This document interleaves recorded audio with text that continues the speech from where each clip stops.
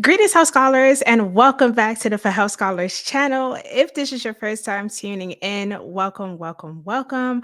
My name is Dr. Arubusa, and on this channel, I show current and aspiring healthcare professionals how to one, quickly and successfully earn their degrees, and two, how to start, build, and enjoy profitable careers within the business side of the healthcare industry. So make sure to subscribe to the channel and also turn on your post notifications. I promise you don't want to miss out.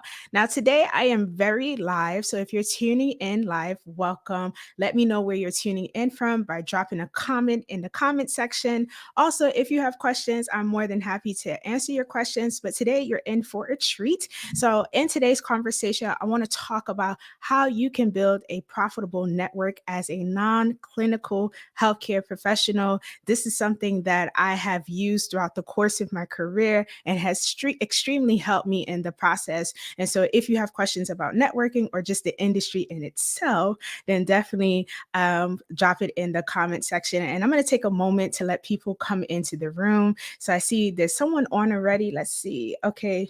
So we have Gregory. Hi, Gregory from Southampton, UK. Thank you for tuning in. It is a pleasure. If you have questions, definitely let me know in the comment section. But thank you for tuning in. And if you're just getting on live, so I see a few of you are coming in, I am definitely live. So let me know where you're tuning in from. And then, of course, if you have questions, drop them in the chat box.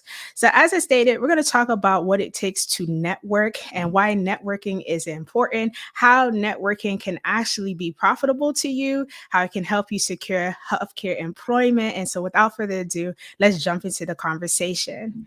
Now, it is important to note that the healthcare industry is a human to human business. And I know many people do not think about the healthcare industry in that context, but once you notice or obtain this concept, the rest of the journey of networking will come a little easier to you. One thing that you must know is that the healthcare industry, it does value human capital, and really how humans produce and perform in the industry helps the healthcare field or the organization that you're working in move forward. Now, I have put a little diagram together and just really showing you how human capital is used in healthcare. So you'll see 50% of it comes from healthcare workers, and the other 50% cannot go without having our consumers. And so without patients, you really don't have a healthcare system to run. Without healthcare employees, you really don't have a healthcare system to run. And with the two, we now pour into the systems and processes that have been formalized in healthcare. But really, as you can see, the healthcare industry is truly driven by human performance and human productivity. So we are essential. So if you're worrying about if AI is going to eliminate jobs in the healthcare industry, I can safely say it probably will not. They'll probably use it as an assistive tool for the technology aspect of the healthcare industry, but it's very heavily dependent on human capital. So that's good for us as healthcare workers. And it's something that I always want you to know. So when people are doing business with organizations or companies, they're not necessarily doing business with the company in itself, but rather they're doing business with human beings. So people to people. And that's Simon Sinek. He stated that. And I think it's very true because at the end of the day, the healthcare industry is a business, and I want to show you how to navigate the business of healthcare.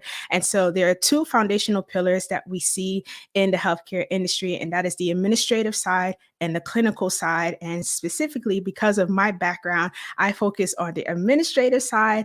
And as an administrative professional, it is our core responsibility to keep the healthcare industry or the business of healthcare running successfully. And so today, we're going to talk about how you can acquire a job, because I get so many questions from individuals or, okay, how do I get a role? How do I get a non-clinical role? Is it even possible? And my answer to you is yes. And if you use the strategies that I share with you today, it will definitely be assistive to you in securing your either first, next, or dream healthcare job. So I see people coming in. Hi. I'll definitely touch back in with you all once I finish the presentation for today. So today I want to give you some 5 tips on how to build a profitable network as a non-clinical healthcare professional. As I stated, this is something that has helped me throughout my career, and I am only showing and sharing things that I know will be successful to you. So the first tip in building a profitable network is for you first to identify your career goals. And many people kind of miss this step of kind of career planning or even doing some self reflection and introspection about exactly where you want to go in the healthcare space. Although we are administrative professionals, there's so many roles under the administrative umbrella. And so it's very important for you to be clear on exactly what area of the administrative side of the healthcare industry that you want to work in. And once you have that clarity, then the rest will be a little more easier for you to build a network. Of course, you want to research and explore what is happening in the industry. And as a former hiring manager, I could tell you I always loved candidates who were abreast on the current events that was happening, not just in healthcare, but specifically in the business of healthcare. And so definitely incorporating research and exploration in defining and identifying your career goals will take you a long way. And then, of course, set some goals. We know that you may not always follow the goals in their exact entirety, but having something written down just so you can reference will help you as you go into this process of building a profitable network. So I see Stella is on. Hi, Stella. Thank you for joining. Hi, Aaliyah. Thank you for joining. If you all have questions, just drop them in the chat box, but thank you. All right. So tip number 2 is to get your networking tools and online presence in order. This is something that I cannot stress, and you don't have to spend money. That is one thing I want to share with you. And getting your online presence together or your networking tools together, there are a few resources, if not a lot of resources out there that can help you do that. So the first tool that I'm always advocating for is LinkedIn. And LinkedIn does not pay me to talk about it, but I just have been using LinkedIn over the last few years and see how powerful LinkedIn can be in just connecting with you with people, especially coming from a pandemic where we were all inside at one point in time. It didn't mean that the healthcare industry stopped. And that's another amazing thing. Although for many people, it's like, okay, it's always in demand. Is that a good thing? But for us as healthcare professionals, it's definitely good. We are one of the industries that we are protected by its ability to be in demand. We know that at every person's point of life, they're going to need some form of care when they're being born, when they're growing, when they need some preventative care, emergency care, and even when they're transitioning into the phase of mortality. We do patronize the healthcare system. So it's always in demand. And so when I talk about just leveraging or establishing an online presence, make sure that your LinkedIn profile is up to date and is curated and exactly the goals that you're looking to achieve, the type of people you want to connect with, the hiring managers, the recruiters, or just other professionals in the industry rather, who are doing amazing things. And then some other tools that you can use is having like a business card. And these days you can even get a digital business card if you don't want to print them out. There's so many softwares like I think there's one called Popple, and you could just upload your information there and they give you a QR code or a link. And just in conversation, you can have somebody just like, hey, let me share my contact with you. They take out their phone, they take a picture of the QR code, and bam, your contact information is in their phone. And that is something that I actually used recently. I had went away for a conference, and in addition to having my paper business cards, I also had the digital business cards. And many people had liked that idea. They're like, oh, this is kind of efficient. And it's like, yes, because sometimes people throw things away or they toss the card in the side and they kind of forget about it in their bag. But having that digital card, that definitely gives you an added advantage. It helps you stand out, but it also helps you save paper if you are an environmentalist.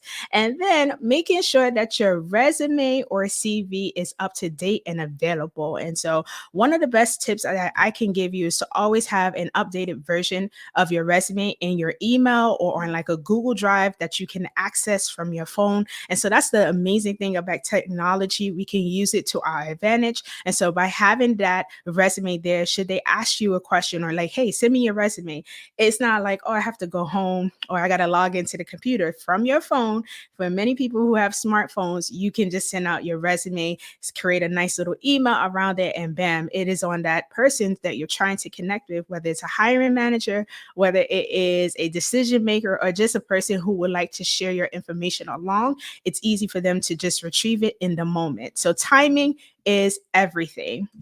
Then tip number 3, I want you to identify places where your targeted connections reside. So once again, the healthcare industry is a human to human business. and it needs people to help it run efficiently. And so, you as an administrative professional, definitely need to know where those decision makers are, where those hiring managers are, or who can connect you to the right type of people. And I'm telling you, most of the time, for those leadership, managerial roles, and even administrative roles, they do reside in certain areas. So let's talk about that. So you can find individuals, especially from the non clinical side of the healthcare industry, by going to conferences and events. And so many professional associations, which is the second tip, they're always having conferences. So one association that I definitely know throws a annual event is the American College for Healthcare Executives. On a yearly basis, they're throwing an annual conference, and leaders from all around the US and even internationally come to this conference to share their insights about what's happening in healthcare at that given point of time. And so that is an amazing place to connect with people just by attending a conference, also volunteering or getting involved in the community. That can help you as well, because once again, it's not just about collecting that information, but sharing your value. And when you are establishing your LinkedIn profile or your business cards, those are just tools to help you share your value. And so by getting involved and volunteering, that can help you get your foot in the door for securing your next role. And in addition, many organizations or even social media platforms, they do have some type of group. And so places like LinkedIn groups or Facebook groups, those are very instrumental. WhatsApp groups, that's very new. So I'm in a WhatsApp group for academics, and the amount of information that they share in those groups can really help you not only just secure a role, but meet people that can help you push you along in your career. Because as an administrative professional, oftentimes many people think about just the now. Okay, like I need a job now. But to have a successful career as a healthcare administrative professional, it should be sustainable. Thinking about what's going to happen in the next 5, 10 years and where you want to be. Cultivating a powerful and profitable network can help you with that. And then this is something that people don't think about, but also continuing education programs. So those CE programs. Now, I will tell you, many of the administrative sectors of the healthcare industry may not require you to do like a continuing education program, but it doesn't hurt to just gain new knowledge. That is what helps you keep you on your toes in the industry. And so by taking a CE course or going to that CE course live and just connecting with people in the room, you never know who knows who.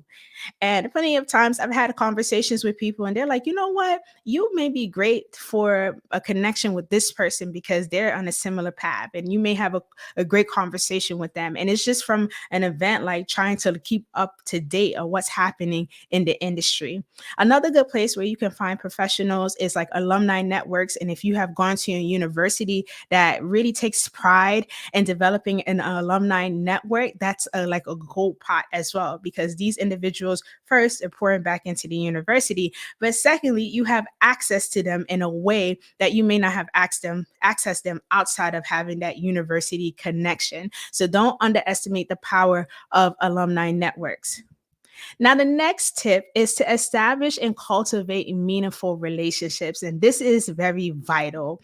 And when I say establish connections, it's really about going to these events and being unafraid to just speak to somebody. And I know for all of my introverts or people who are really reserved, trust me, I'm one of those individuals. But when it's time for me to show up and show out, I just kind of get that courage to speak because I have my goal at the end of or at the forefront of my mind. And so this is why I started with telling you to establish a career goal. And so once you have that goal in mind, when you go to these events, don't just waste your time. Be really strategic. Make sure that you research the speakers and the vendors beforehand and see if this is somebody you can connect with. I've done that several times. I just don't network frivolously. I make sure that it's very intentional and strategic. And so I will look at who's speaking at this event, who's vendoring at the event, and who potentially I will target to speak to just to help me achieve the goals that I have specifically for my career. So if you're looking for employment, this is another way to get your foot in because speaking to people will help you. And then not only just take, but provide value and support. And so, if you're at a conference, the best way to be recognized and to become memorable is to ask a question. Now, just don't ask any type of question. Make sure that question is thought provoking, it's thoughtful, and it really allows not only the speakers, but the audience to just take a moment to think about, oh, okay, how would I respond to that? Because although that speaker, the person in the audience may not be on the stage to speak to you, but they are in the crowd and they may recognize you. They may even look for you at the end to kind of have a conversation with you. And you never know, that may be the starting point of you securing a job. Or if you are interested in getting an internship or a mentorship, these are great ways to just help you get the starting point of standing out. Then actively listen. So I have been in similar circles where you will be in among a group of people, and there's this one person who's just speaking, speaking, speaking, but they're not listening to what is being shared. And at times that can be annoying, that can be off putting. And so you have to kind of find a comfortable kind of range to engage and interact, but also actively listen as individuals are introducing themselves. Give them the moment to share everything that they want to share. Don't cut them off. These are just kind of some etiquette rules, but these are great ways to help you establish connections. And then exchange contact information. So by this point, you have your business card, you have your digital business card, you have your resume and CV on deck, and any other tool that can help you really position yourself to be successful, to garner the end goal, which is either to get employment or to secure a speaker for your own event. Because the things that I'm sharing with you, it can be applied to anybody in the industry, but as non-clinical healthcare professionals, many of us are finding it harder these days to get our foot in the door. And so we have to think about the ways that people are not really relying on, like just the job boards, to navigate our environment so that we can get the end goal of getting hired. Or in my case, because I do speaking engagements and I have an organization, getting the word out there. So make sure that you exchange contact with people and even create an elevator pitch.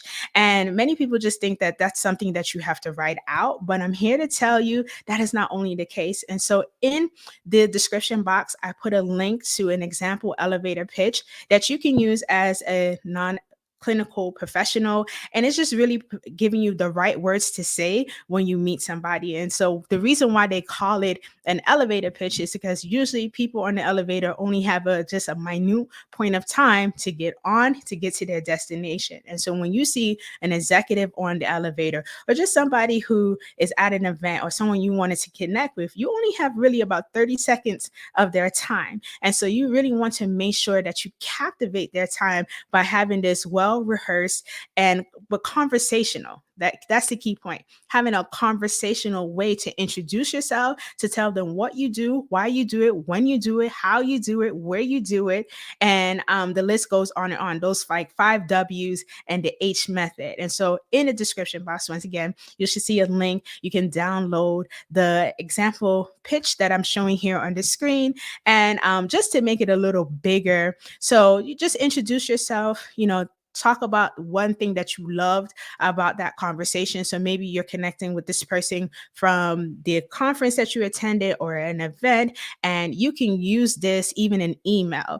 And then just tell them, this is who I am. Always state your name and be strong about sharing your name, no matter how unique it may be. I have a very unique name from the middle, first name, middle name, and last name, but I don't let that hold me back. And then I also share what I bring to the table, what makes me unique, these skill sets that I have. I talk about the background that I have and how I've done that to help other organizations optimize their goals, in which in this case, as non-clinical professionals, we're helping organizations with their operations and improving patient outcomes. And then how you have done this, how has it been successful? Because yes, we could talk about all of the things that we do on a day-to-day basis, but how has that allowed you to achieve a result, or accomplishment? And even on your resume, that's something that I do teach, that on your resume, you shouldn't just talk about the tasks that you do, but rather the accomplishments. How have you maximized your experience in that task? You want to talk about that in your elevator pitch.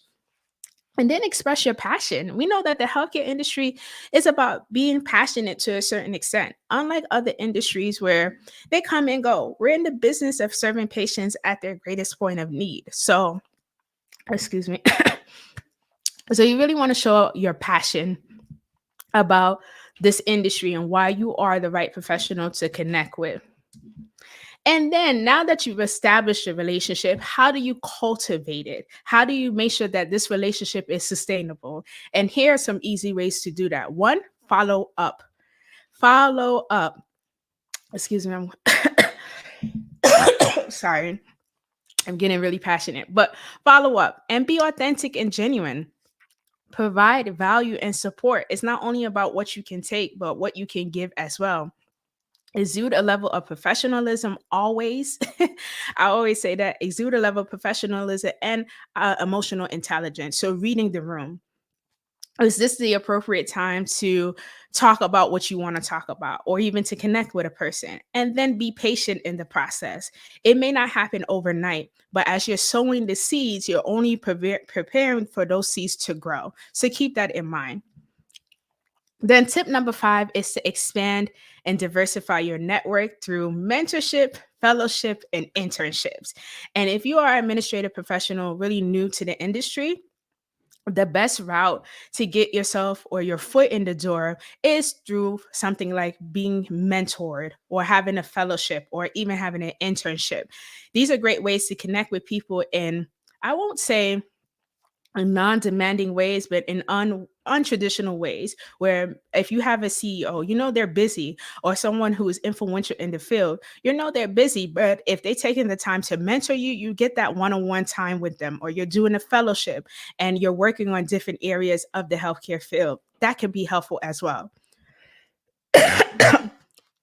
So, what does seeking mentorship really look like? As many people may think, like, oh, I don't know even how to find a mentor. So, I will tell you, our first thing is to identify potential mentors who backgrounds aligns with your career goals. And even enrolling in fellowship and mentorship programs, those can be helpful. And then be very clear on your ask. Remember, you only have a certain amount of time to engage with these people. And if you are taking the long route to just get to your ask, they may not pay you any mind. They may toss it to the side. And people's attention spans these days are really small. So you want to make sure that you're clear on your ask. And don't be afraid to ask for mentorship, propose your ideal mentorship structure. And so one of the things when I'm do mentor individuals is that I ask them, okay, what does mentorship look like for you? Tell me how you would like me to mentor you, because mentorship is not a dictatorship. It is a two-way exchange. And so really be on point about exactly how you intend or foresee mentorship to look like for you, and then express gratitude and show your commitment. This is key.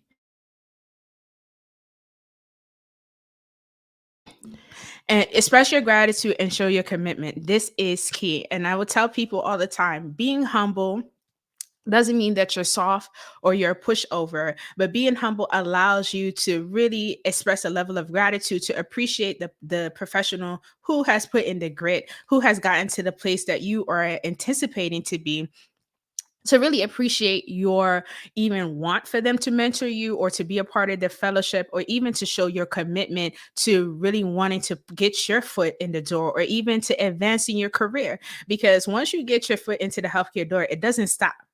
It doesn't stop just there. You have to continuously cultivate those relationships because you want to be promoted up. You eventually want to be an executive leader or even a CEO of a healthcare entity. And being a CEO requires you to have solid relationships. I promise you, it's not just about what you can do to lead or manage a facility, but bringing the funders in, bringing the sponsors in, how many people you can get out to patronize your organization. Because once again, the healthcare industry is a business, and like any other business, it needs revenue to be successful. But unlike other businesses, we're in the business of serving patients at their greatest point of need.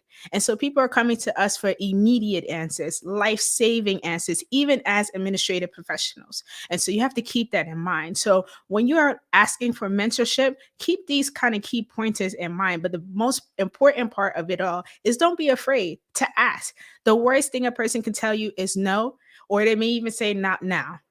But it doesn't mean that you are never going to be mentored, or that's the end with even that person being mentoring you at or being a mentor to you at that moment. It's just maybe they don't have the capacity to take you on at the given time. And then here is a bonus tip that I always tell people is to remain competent in the field. I can't stress this enough. Clinical professionals, they're required to always be learning on the new trends that are happening in the healthcare industry as it relates to medicine, as it relates to delivering care. As administrative professionals, we need to adopt that same concept. And for me, because I always remain competent in the field, that has helped me land teaching positions or speaking positions. And that may not be the case for you. Maybe you're just very much interested in getting a job. But there's nothing that's way better than coming to an interview and talking about things that nobody's expecting you to talk about, but has served instrumental and fruitful to the conversation. It has added value to the conversation. It has allowed those interviewers to say, you know what?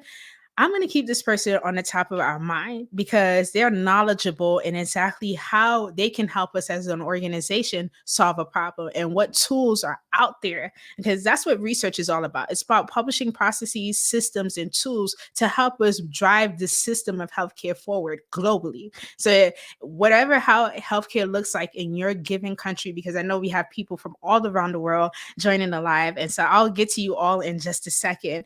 No, but no matter where you are, we know that medicine is a universal language and our processes may be slightly different, but being up to date on what's happening in the field will take you a long way. So some of the ways to be confident is just always reading things like academic journals or credible blogs. So I know the Becker Hospital Review is a credible blog. You can also keep up to date with current events. So just going to these conferences, they're always sharing new insight. And I will tell you, when AI is becoming like the hot topic now, but it has been around since a long time. And I went to a conference, I will tell you, almost 10 years ago. And at that time, I was still working as a program manager, where they were talking about AI. So AI is nothing new, but at these conferences, they're always sharing new insights before it hits the market. And then conduct information interviews. This is another way to cultivate your network by having conversations with people. And once again, if you're a reserved person or an introverted person, I definitely understand this can be something like a daunting task to you. But I'm telling you, once you master this skill, you will find that finding opportunities will become a little easier. Getting hired becomes a little easier because you have a network of people who are advocating for you. And nobody knows what you do best unless you share it with them. They're not inquiring. Remember, we're working in a demanding environment, and a lot of people are busy just in general. Once they clock out, they have other life events that are happening. So you want to make sure that you're having conversations that are impactful, that allows you to ask the right type of questions. And even if you don't think it's right, just a question that is on your mind that you would love an answer to, ask those questions. And then, of course, here is the formalized education aspect, getting degrees or certifications related to the administrative business of healthcare. I know for many people, it's like, oh, is formalized education important? In the field of healthcare, yes. I can't talk about any other industry. I don't know about those industries, but in the field of healthcare, even as a administrative professional, it is important. And so you want to have a certification. If you have a bachelor's, that's great. You can get a certification, learn about the new processes that are in demand. So there are certain skills that remains in demand. So quality improvement is one. So if you do like a Six Sigma, a lean certification, that is helpful to you. Information technology. And so if you do something like electronic health records specialist certification, that can add value to you. You get certified in one of the EHR systems, so like Epic, Cerner, eClinical Works. Here in the US, I'm not sure what they use overseas into documenting their notes, but In the US, they have certifications for that. Or maybe you are really into just management and human capital development. Get a certification in strategic business development, how to manage teams using emotional intelligence as a concept to cultivate productive teams. All of these kind of courses or degrees can help you really navigate the process as an administrative professional and connect with people. In my doctoral program, it was because I started connecting with other doctoral students that we were able to kind of help each other get through the process, because the process was quite rigorous. Even just as a person who has worked in different roles, only two positions I've ever been hired for came from me just applying directly on the job board. Every other position that I acquired was because I knew somebody, or somebody vouched for my credibility, vouched for my competency, vouched for my work ethic. Because why? I was intentional about meeting people. As reserved as a person that I am, who is often observing the room before I speak, I did have to step out of my comfort zone in order to just cultivate a career that I knew I wanted to be in, which I love the business of healthcare. And I think for many of you who are on, you are feeling the same. And so building a network is something that you have to do intentionally, because those connections can turn into employment opportunities. It may not happen tomorrow as the employment opportunity come, but maybe 6 months from now, of just keeping in contact with that person because they had a position that came their way, they thought of you. And that has happened to me many of times, even getting contracts, because sometimes I do work as a contractor. Somebody will tell me like, hey, this contract came my way, and although I couldn't do it, I feel like you're the perfect person. And that is how I was able to put money in my pocket. All right. So there's a process to it. It's not just frivolously networking, but really being intentional so that you can achieve the end goal, whatever that may be for you, whether it's to get hired for a job, whether it's to start a healthcare driven business, whether it's just to connect with people and to have, candid conversations about what's happening in the field. Be intentional in how you acquire that network. And then do note that senior and executive leaders, they don't usually apply to jobs on a job board. Like, it's very rare. And I want you to just really explore this for yourself. It's very rare that you will go to something like Indeed.com and you'll see a position for a CEO or someone like a chief operating officer. It's very rare. Only the job boards only show about 20% of the vacancies that are out there. The other 80% is being shared in a network. Okay, so people are having conversations behind the scenes, and that's where the deals are getting done. That is how the money is getting acquired. This is how people are getting hired. So it's very rare. And so, as an administrative professional, which your goal is to be in some form of management, leadership, or just promoting up on the administrative side, keep that in mind. The biggest contracts and the biggest deals don't get advertised until it's done. Okay. And so this is why it's also important to have a solid and a network that is viable. Yes, you can have people who are just sitting in your email, but do you cultivate relationships with them? And the first place hiring managers also go to is their network first when they have positions available. Trust me, if you know a director of quality improvement in the hospital and you've been cultivating that relationship, or they've been mentoring you, or you found them through an internship or volunteering at the hospital, when they have that position, oftentimes they're going to go to the person that they know they have some type of relationship with, because it eliminates the running around and screening this person or having an interview with them and multiple interviews. They can vouch for you. So hiring managers, they turn to their networks first, because once again, only 20% are jobs that are available are shown on the job board. The other 80% is done behind closed doors.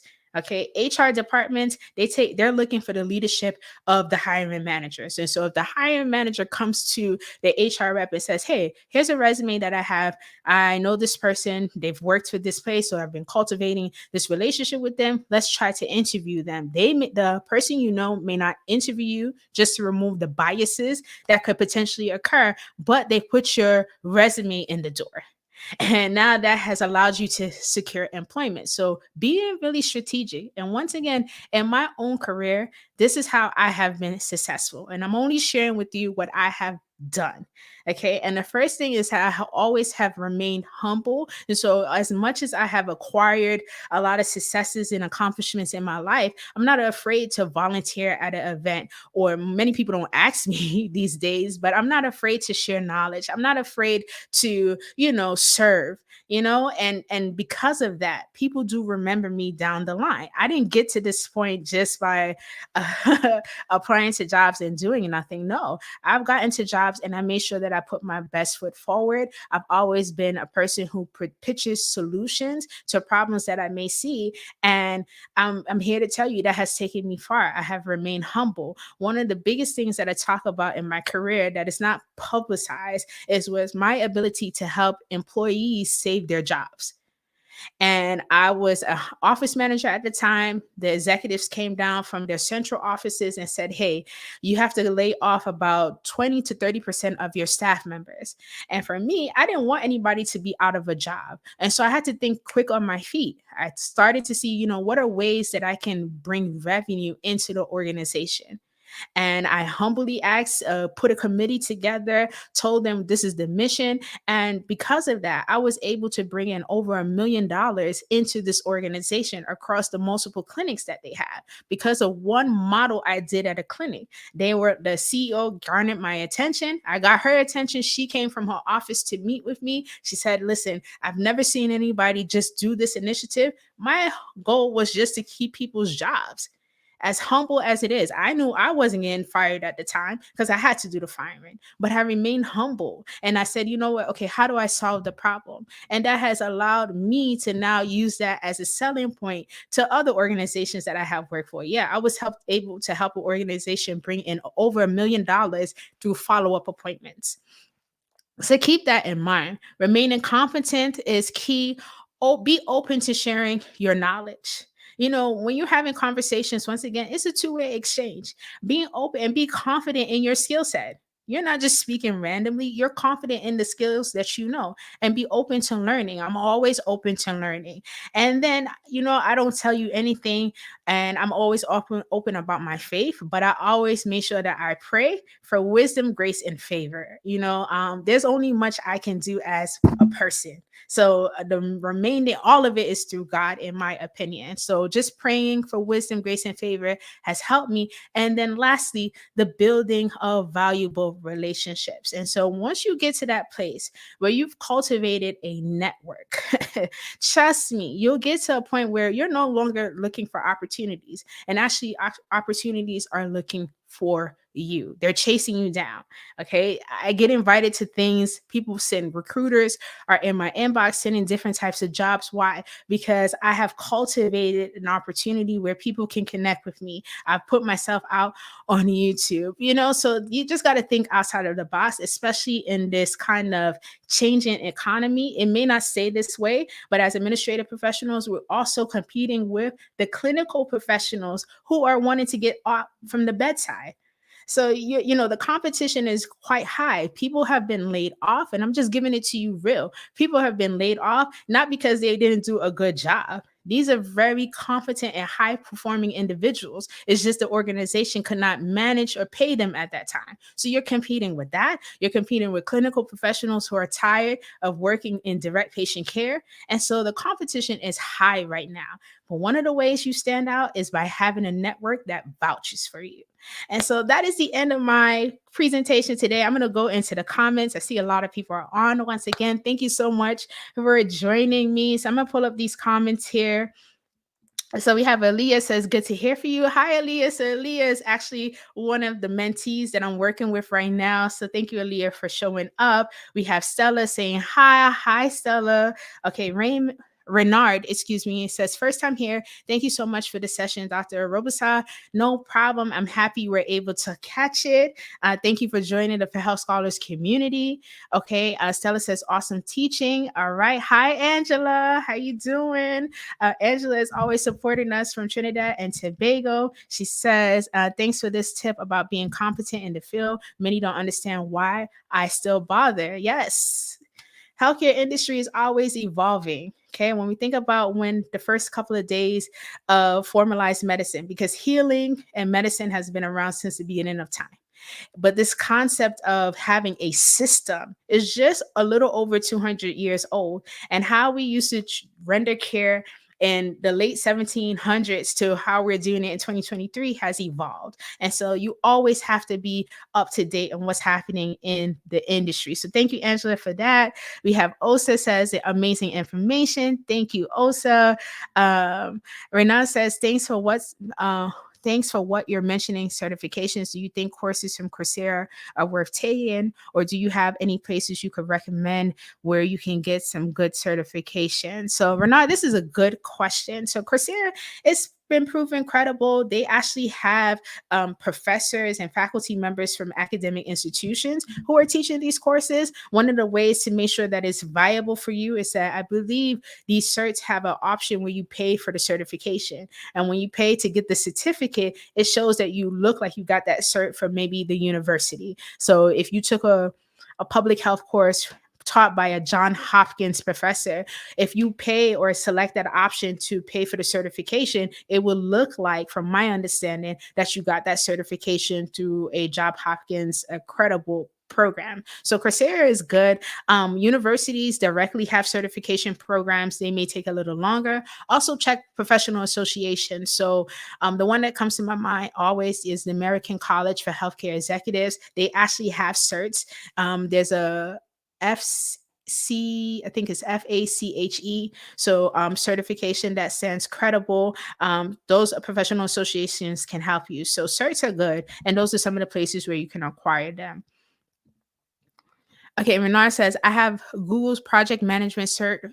I will be graduating in a month. These skills learned were a lot, but I do know it will translate in a job in healthcare project management. Yes, yes. Many people think that you have to get your knowledge only from the healthcare industry, but as you can see, technology is one of the good sectors that are used across many industries, but also in healthcare. And so something like project management certification can definitely take you far in healthcare project management. Also, the Project Management Institute has their official project management certification. So it's called the PMP, and that can be used not just in healthcare, but other business industries. So for those individuals who are taking like a MBA, but you have a healthcare management concentration, but you're interested in project management, getting your PMP certification will be instrumental to you. It can also help you stand out among other candidates that are coming in to apply for the same types of jobs that you're applying for. Okay. Also says, yes, God's favor opens doors too. Great advice. Absolutely. I'm always going to talk and brag about my God. I'm not afraid of that. Um, Stella says, prayer is a game changer. And yes, have a solid and rich relationship. Absolutely. Okay. Here's another question from Aaliyah. She says, when do you think is the best time to join a professional healthcare organization? Before finishing school, during, and afterward? Aaliyah, this is an amazing question. And it's really when your pockets can afford it. Okay. Because most of the time, these certifications are not, memberships to these associations are not free. And they do, if you're a student, oftentimes have a discounted fee for you as a student. So that may be the prime time because you get the membership a little cheaper. I know for the ACHE, because I used to be a member for them, their student mentorship student membership fee was like maybe $75 to $100, where the actual membership was maybe $200 to $300 as a non-student. So if you do want to know the ideal time, maybe being a student, you apply, you get a cheaper rate, you test it out, make sure that it's instrumental to you. And then if you would like to move forward, then you can renew your membership at their standard pricing. But that's a good question. It says, Stella says, praying for the shield and covering has helped me too. Absolutely, absolutely. And so I see there's a lot of people who are coming in. If this is your first time tuning in or you're just catching the live, hi, my name is Dr. Arubasa, and I am the founder and host here at the For Health Scholars community. We are a growing community, and shout out to every one of you who have subscribed to the channel. If you have not subscribed to the channel, I promise you are not going to miss anything or feel like it's not advantageous to you. you. I make it my mission to share content with you that helps you position yourself to be successful in the business of healthcare. If you have questions, I do have a few minutes to stay on. You can ask your questions. But for those of you attending and joining live, thank you from the bottom of my heart. I don't see anything else in the queue, but I'll give you a moment for those of you who are typing to ask your questions. But building a network is key. Like, once you tap into what the $1 million conversations are being had, a lot of it, they're exchanging this information on jets to other places around the world through knowing this person. They don't just randomly get on a jet with someone they don't know, but through knowing somebody, having that conversation in that small period of time, whether it's a flight, whether it's an elevator, whether it's a taxi cab ride, and just sharing value, and also knowing how in ways how you're looking for someone to support you in your endeavors. Many of my network, I told you, only 2 jobs in my lifetime as a healthcare administration executive and expert have acquired just from applying on the job boards. And for many of you who have been applying on the job boards and you have submitted over 50, 100 applications, then I encourage you to add networking to your career strategy. You will find that it will take you far by having conversations, but you have to be patient. You have to be intentional. You have to be insightful, and also know that it can happen for you. You know, I'm no different than many of you on the line. It's just so happened that I was intentional and I worked hard, and I still work hard to just make sure that I position myself to achieve my goals. So don't think that I'm have some special kind of sauce. It's just God and my application to God, and my submission to God rather, to get the career that I have today. Okay, there says there are some questions on LinkedIn and your LinkedIn comments. Okay, it should show up here, but I'm not seeing it. So let me go to my phone. I have my phone here. Thank you, Osa, for that. Let me go to my phone and see who's asking questions in the LinkedIn section. But give me a second. I have my phone here. For those of you, it should show up here. I'm not showing. Okay, it's not showing up on my end, but if you're on LinkedIn and you have a question after the live, I will definitely go back to LinkedIn to answer your questions there. So look out for that. Okay, I have another question here. It says, "Thank you so much for the advice. I'm graduating it as a from medicine in China." Oh wow, Bernard. Congratulations in advance. There are not many places to volunteer here, but I would love to grow my CV for more jobs in healthcare and project management. Bernard, I have never been to China, so I can only imagine. I can't really advise you on where to go in China, but if you have access to LinkedIn, that could be a great starting point, because I know LinkedIn is a very professional social media network, and so it has the right type of people on there. Many people on LinkedIn are putting their titles, they're putting the organizations that they work with, they are sharing information, opportunities, and events. And so if I was in your position, Renard, I will tap into the virtual side. Even don't underestimate the power. Just do a Google search. It may be some events happening in China that you are not privy to, but it's just not being shared. So maybe Google like health administration events. And I know this is far out there because I'm not from China, and my understanding of the Chinese landscape is very limited. But just Google some events that are happening. Definitely tap in virtually. That would be the best bet for you, and see where that takes you in acquiring skills, relationships, and developing experience. Okay, Stella says, "Thank you for the lesson, the learning session, Dr. Robson. You're welcome." Okay, another question. "Any advice on how I can build a network outside of China while I'm still here?" Yeah, so I just shared it with you, Renard. Just tap into the virtual side of the world. And that's the beautiful thing about technology. You may be in the comfort of your home, but connecting with people all around the world. I often joke with my friends that I'm actually one of the most well traveled virtual speakers, because I have spoken in many countries from the comfort of my home. And so it is very possible to connect with people. You just got to put yourself out there, check into Facebook groups too. That can be helpful. I know Facebook, you may not use it for all of its features, but the groups aspect on Facebook is really good. I'm still on a few Facebook groups. They have one for health administration, they have one for women in health administration, they have one for women of color in health administration. So check out Facebook groups too. LinkedIn also has this group version as well. So those are some of the ways that you can kind of cultivate and build your network while you're in China. But all the best in your journey. Thanks a lot. I'll be joining here a lot more. Absolutely. Subscribe, subscribe, subscribe. I've been looking at the analytics from the channel, and there's a lot of people who watch the videos but don't subscribe. So make sure to subscribe. And also, you can join us on the For Health Scholars mailing list. So we have a newsletter that goes out, and then I do share information as I receive it. So you can connect with me there. LinkedIn is another great place. And if you're looking for your first contact, who you can connect with, feel free to connect with me on LinkedIn. I know my LinkedIn is very much for this kind of work that I'm doing now. So connect with me on LinkedIn, and I'll be more than happy to also follow you back. I need to go back in there. There's a few connection requests that I have there. So I'll make sure to follow up with you. If you have questions outside of today's conversation, you can always leave them in the description box for those of you watching the replay.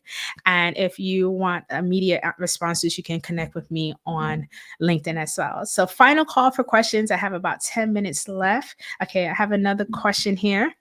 Dr. Here, this is from Christopher Reed, currently doing my MBA in healthcare management at Temple University. Okay, so Pennsylvania, I believe. And your channel has been very helpful. Thanks, Doc. Thank you, Christopher. I appreciate that from another colleague in the field. Wishing you all the best. This helps me keep the motivation to keep producing content. So thank you all for your kind words. It doesn't go unnoticed. Wishing you all the best. All right. So I don't see any other questions here in the queue. Let me go to LinkedIn real quick. I'm gonna try to catch it once again from LinkedIn. I don't see it unless I'm not seeing it in the appropriate place. It shows that I'm live. Okay, so I do see that. I see some comments here.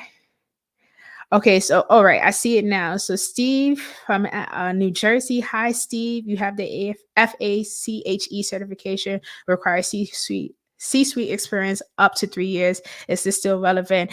It may be, Steve. You have to probably check their website. I'm no longer a member of the American College for Healthcare Executives. I just never renewed my subscription. Didn't think about it since then. Maybe I will do so in the upcoming year. But I'm not sure. You can check their website.